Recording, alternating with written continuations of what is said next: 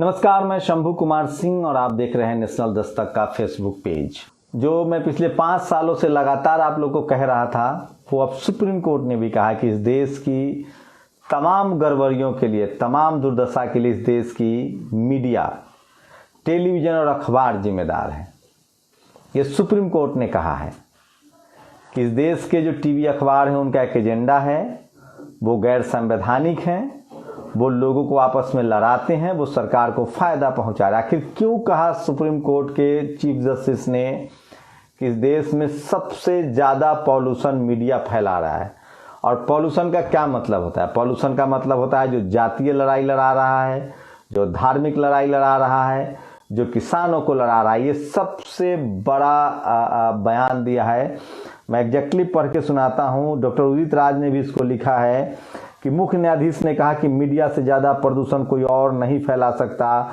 देश को असली खतरा इसी प्रदूषण से है।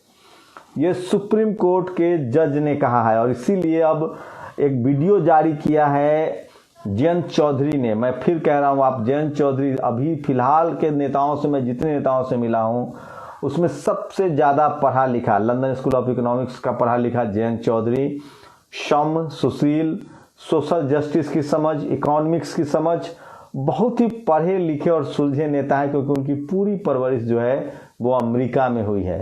तो एक शानदार बात कही है हमने, खबर है। और इसीलिए सबसे बड़ी खबर मैं आपको बता रहा हूँ कि किस तरह से आज चीफ जस्टिस ऑफ इंडिया ने टीवी चैनलों पर एक निर्मम टिप्पणी की है। उनका कारनामा आप 24 घंटे देखते ही हैं। भक्ति काल में उनसे छोटी मोटी त्रुटि हो ही जाती है। सोचिए, एक सुशांत सिन्हा है जो पाठशाला चलाता है, न्यूज की पाठशाला, उसी का चैनल है टाइम्स नाउ का हिंदी। सोचिए कैसे लोग टेलीविज़न चैनल में काम करते हैं जिनको ये भी नहीं पता कि 100 को ही प्रतिशत बोलते हैं। सोचिए, BJP 42%, 42.5%, SP 30.8%, BSP 30.8%, Indian national Congress 9.8%, others 4.8%, total 100। जबकि इसको आप जोड़ेंगे तो ये टोटल होता है 118। अब सोचिए कि जो मीडिया इस तरह के, ये गलतियां नहीं हैं, ये इस तरह के हवा बहाए जा रहे हैं, टीवी और अखबार के जरिए चुनाव जीता रहा है। मैं फिर कह रहा हूं, कोई नेता मुझे बता रहा था कि अगर इस देश की मीडिया एक दिन महंगाई पर बहस कर ले, एक दिन किसानों के 700 मौत पर बहस कर ले, एक दिन बेरोजगारी पर बहस कर ले, एक दिन महंगाई पर बहस कर ले, तो ये सरकार 10 सीटें नहीं जीत पाएंगी।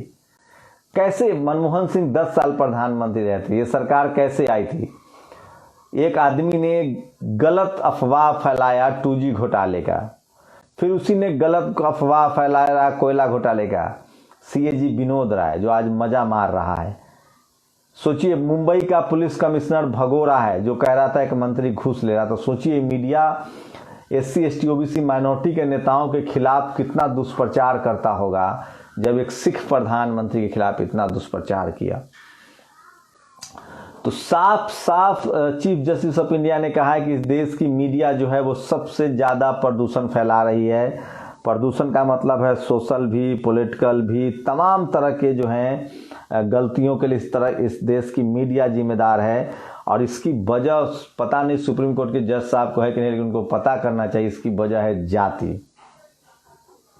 जाति की वजह से ये सारा चीज़ चल रहा है और जाति की वजह से सारे अपराध हो रहे हैं। जाति, सोचिए कोई मुख्यमंत्री पत्रकारों पर केस क्यों करता है? क्योंकि उस देश की ज़्यादातर मीडिया, सोचिए हाथरस की बेटी को जिंदा जलाया गया, तेल डाल के जलाया गया, माफ़ कीजिएगा, जिंदा नहीं तेल डाल के।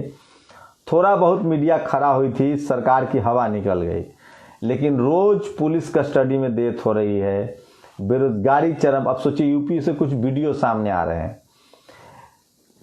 एक लल्लन टॉप का पत्रकार जाके किसान से पूछता है कि क्या चले इस बार यूपी में, क्या होगा, योगी जी से खुश है? तो वो कहता है कि मैं बहुत खुश हूँ। तो वो कहता है कि क्यों खुश हैं? तो कहता है कि इसलिए खुश हूँ कि पेट्रोल का दाम बढ़ गया है, सांड जो है वो फसल चढ़ जा रहा है और बोलने पर केस दर्ज हो जा रहा है। एक शख्स और आके वीडियो आज से आया है, उसमें भी एक रिपोर्टर सोशल मीडिया का पूछता है कि आप योगी से खुश है? तो वो कहता है कि हाँ खुश हूँ। पूछता है क्यों? तो कह रहा है कि इसलिए कि जनसंख्या कम हो रही है, लोग मर रहे हैं, बेरोजगारी से मर रहे हैं, भूखे मर रहे हैं, योगी जी जनसंख्या कम कर रहे हैं।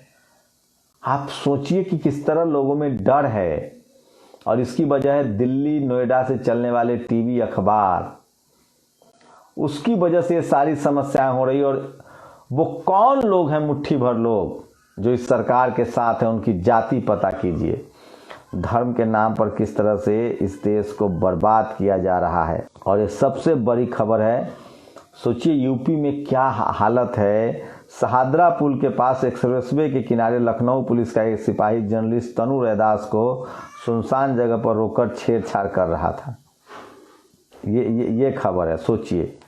तो एक दूसरी बड़ी खबर और है, जिस तरह से यूपी में भीम आर्मी के लोगों की पिटाई हुई, जेल में डाल दिया गया। सोचिए कि जिस पर अत्याचार होता है उसी को जेल में डाल दिया जा रहा है और कोई सवाल नहीं पूछ रहा है। इस देश में जो तमाम समस्याएं पिछले 7 साल से जिस तरह से सामने आई हैं, चाहे वो बेरोजगारी हो, चाहे वो मौतें हो, चाहे वो हिंदू मुस्लिम हो, चाहे वो जातिवाद के नाम पर हो, चाहे पुलिस में कस्टोडियल डेथ हो, चाहे इकोनॉमी का डूब जाना हो, संविधान खतरे में है, इस सब का जिम्मेदार मीडिया है। क्योंकि वो इस देश में लोगों को हिंदू मुसलमान करा रहा है, तमाम घरों में मीडिया की पहुंच है, और वो सरकार का प्रवक्ता बनकर लोगों को गुमराह कर रहा है। वो बेरोजगारी पर बात नहीं कर रहा है, वो अव्यवस्था पर बात नहीं कर रहा है, वो भ्रष्टाचार पर बात नहीं कर रहा है, वो लूट पर बात नहीं कर रहा है, वो प्रधानमंत्री के बोले झूठ पर बात नहीं कर रहा है, वो मुख्यमंत्रियों के राज्यों में हो रहे भ्रष्टाचार। सोचिए बिहार में एक पत्रकार को जिंदा जला दिया जाता है। कोई सरकार टिक पाती? अगर कोई अखिलेश यादव, मायावती या लालू यादव गैर बीजेपी की सरकार होती तो वो सरकार बच पाती? यूपी में पत्रकारों पर केस दर्ज आता है, कप्पन पत्रकार एक जेल में है। कोई सरकार टिक पाती अगर यही किसी टेलीविजन अखबार के पत्रकार को जेल में डाल दिया जाता? तो टेलीविजन अखबार के पत्रकार क्यों जाएंगे जेल में? वो मैनेज हैं, पूरी तरह से मैनेज है। और उसी पर सुप्रीम कोर्ट ने कहा है कि इस देश की दुर्दशा के लिए, पॉल्यूशन के लिए, प्रदूषण के लिए अगर कोई जिम्मेदार है तो वो सिर्फ और सिर्फ इस देश की मीडिया। समूची सभी जातियों को एक करा देना चाहिए, बिल्कुल पवन कुमार पांडे। इस देश में जाति के खिलाफ आंदोलन चलाना पड़ेगा। हम सब भारतीय हैं। इस देश में SC, ST, OBC, minority general ये जाति नहीं है, कैटेगरी है। सबको बराबर लाने के लिए कैटेगरी बनाई गई है। जैसे आपके घर में 5 भाई हैं तो सबका अलग अलग नाम होता है। तो सुप्रीम कोर्ट का एक बड़ा बयान आया है, और आप लोग की क्या राय है हमें बताइए। सुप्रीम कोर्ट ने कहा है कि इस देश में सबसे ज़्यादा जितनी भी तरह की गड़बड़ी है उसके लिए इस देश की मीडिया जिम्मेदार है। और उसमें जो बहस है वो एजेंडा के तहत होता है, किसी को फ़ायदा पहुंचाने के लिए होता है। अब आप लोग बताइए कि टीवी किसको फ़ायदा पहुंचा रहा है? तो ये मैं बार बार कह रहा हूं कि तमाम लोग जो टीवी अखबार देखते हैं वो उनसे दूर हों। दुनिया भर के वेबसाइट पर ये सोशल मीडिया देखिए और आपको तब पता चलेगा कि देश किस तरह से बुरे हालात से गुजर रहा है। संविधान खतरे में है, पूरे जुडिशियल सिस्टम को हाईजैक कर लिया गया है। तमाम इंस्टीट्यूशन, चाहे सीबीआई हो, ईडी हो, सीएजी हो, सबको बंधक बना लिया गया है। युवाओं को बेरोजगारी के गर्त में धकेल दिया गया। आर्थिक व्यवस्था चौपट है। कोरोना की वजह से जो मिसमैनेजमेंट हुआ उसकी वजह से लोग जो हैं वो भूखे मरने के लिए मजबूर हैं। गांव में, बिहार में, यूपी में बाढ़ से हालात बुरे थे। लोगों के पास जॉब नहीं है। पूरी दुनिया में जो लोग काम करते थे उनको भारत में आना पड़ा। लोग स्कूल फी नहीं भर पा रहे हैं, स्कूल बंद है, कॉलेज बंद है, यूनिवर्सिटी बंद है। लेकिन इस देश की मीडिया भारत पाकिस्तान पर बहस कर रही है। चीन घुसपैठ कर चुका है, उसको नहीं दिखाएंगे। सिर्फ झूठे बहस। बताइए, गांधी, बोस, भीख में मिली आज़ादी, इन सब पर बहस किया जा रहा है। आप लोग की क्या प्रतिक्रिया? आप तो सुप्रीम कोर्ट के चीफ जस्टिस ऑफ इंडिया ने कह दिया। हम तो 4 सालों से कह रहे हैं कि इस देश में हर चीज़ के लिए अगर कोई जिम्मेदार है तो वो मीडिया है। और मैं इस देश के सभी लोगों को से तो नहीं, लेकिन एससी, एसटी, ओबीसी, माइनॉरिटी के लोगों से कहना चाह रहा हूँ जो सरकारी डाटा के हिसाब से 90% मजदूर हैं इस देश में, असंगठित मजदूर हैं, उनको कम से कम इनसे दूर होना चाहिए। और देश को बचाने के लिए हम सब भारतीय हैं, हम सबका बराबर अधिकार है।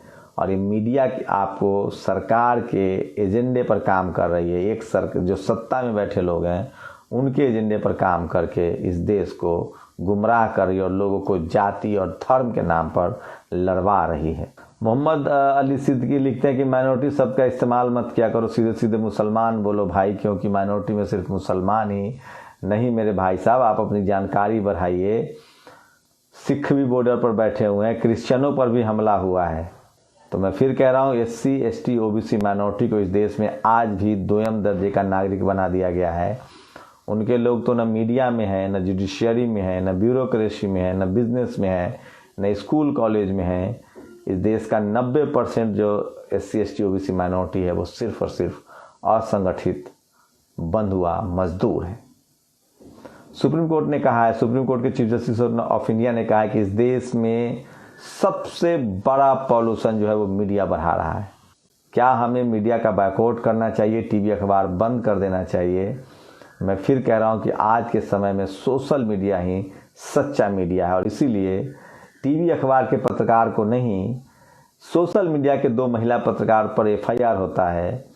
इस देश में सरकार जो है वो अखबार टीवी पर नकेल नहीं कसना चाहती है, वो सोशल मीडिया पर नकेल कसना चाहती है। आप लोग की क्या प्रतिक्रिया, अपनी प्रतिक्रिया जरूर दीजिए। शुक्रिया। नेशनल दस्तक की आपसे गुजारिश है कि अगर इसको बचाना चाहते हैं तो नेशनल दस्तक को सब्सक्राइब करने के लिए रेड कलर के सब्सक्राइब बटन को दबाएं, फिर बेल आइकन की घंटी दबाएं।